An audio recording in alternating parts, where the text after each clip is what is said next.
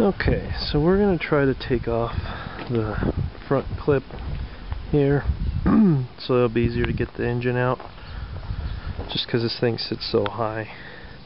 And yeah, it's supposed to be easier. What I think we'll do is there's a bolt here, and then there's the radiator support bolt here, and then, you know, of course, any wiring that connects the fenders to the firewall, and then mirror image on that side. And then you also have the hood hinge bolts. You got a couple there on the fender and a couple up on the firewall. So take those down. I don't know what else there is, so I'm just gonna have to try it out and see. One thing we're gonna have to grind off though is this fender's been wrecked pretty badly, and so they've welded it back on. So all of that's gonna need to be ground off. Removed the 4 hood bolts there to relieve pressure weight off of the hood hinges. It wasn't too bad to do by myself, but to put it back on would need help of another person. Alright, we've got the hood removed and 2 bolts holding the hood hinge to the firewall removed, so that's 4 bolts total on each side.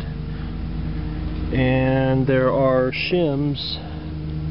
Some are kind of stuck there at the bottom on this driver's side. There were 2 shims that fell to the ground when I was removing that same bolt on the other side, on the passenger side. I removed the top radiator hose and attempted to drain the radiator with the petcock, but not much was coming out. Got plenty of radiator fluid to come out, taking off that lower hose though. So we've got the front hoses disconnected now. Wiring still needs to be disconnected. Next thing we'll do is remove this bolt on both sides, and then there's a bolt under here. Alright, it's kind of hard to see.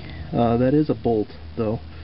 This is underneath the driver's side rear of the fender. It won't focus if I get any closer. So we'll try to take this out.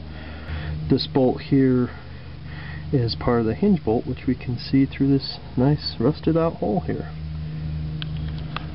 So that's part of the cab. We'll leave that alone. Okay, so got that bolt out, but if we pin slowly, you can see we're not quite done. So back up under the cab, this is the inner fender on the driver's side, and there is another bolt right here that's holding to this bracket. I'll try to rotate in. So I could either take these off, or I could try to take that one bolt off. So this is actually a pretty good example of the ratcheting wrench. It's real easy right now. It was pretty rusty. It's just taking some push to get it loose, but that worked quite well in that tight space without having to reset the box wrench. A view from the top of that bolt that was right in there. And now you can see that this thing is pretty loose now. I think we're just held by that radiator support bolt down here. Guess we'll take it loose and see. The spring, and it's loose. Spring plus bolt. Quite loose, but as we come back here to the front, come down, and we look through here, I don't think this is very visible, but inside there's a square nut that's now spinning. And it was getting grip, but I'm going to have to stick something in there to keep it from spinning while I loosen that spring-loaded radiator sport bolt.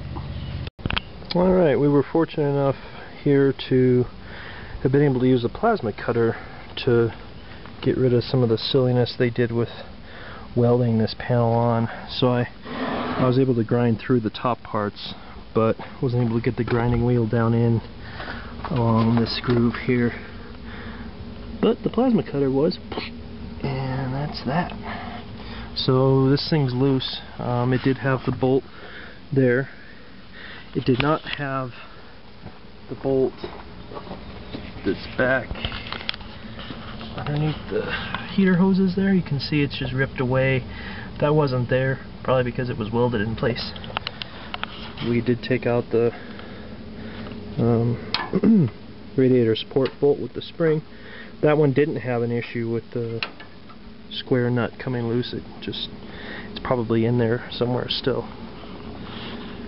But yeah, this whole thing, I don't know, we'll see. That should come off just with another person. Okay, you okay? Yep. Now come this way. The other side is just a little bit harder because that corner hangs down.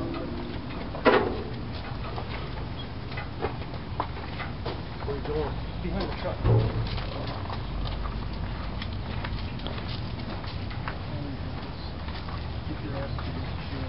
Then you report to me? Yeah. Sorry. Yeah. And there it is, lifted off.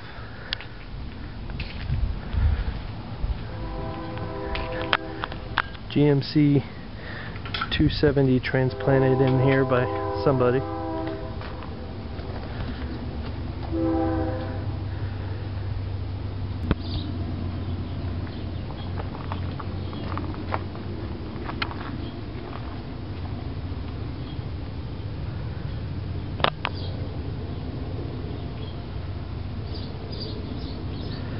Looks like this thing used to be olive green or something.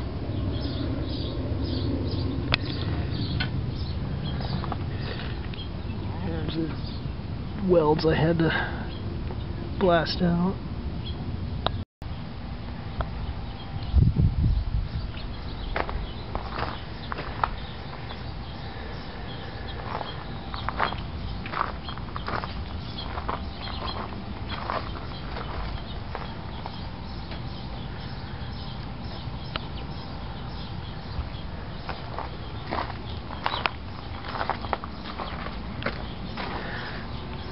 It's pretty cool.